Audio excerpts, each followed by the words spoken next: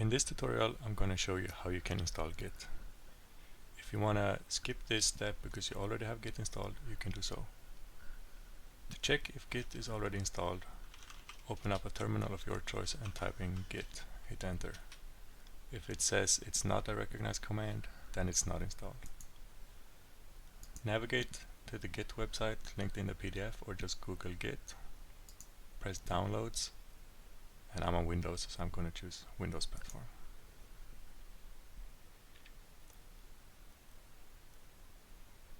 After it's been downloaded, run the executable. Press yes. Press next, next. Make sure the git bash checkbox is checked, because that's the important part. Press next, next, next, next, next, next, next, next, next, next, next, and press install.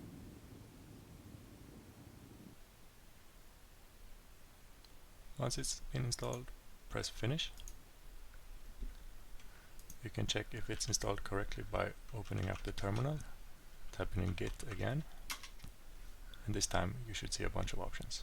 This means Git has successfully been installed.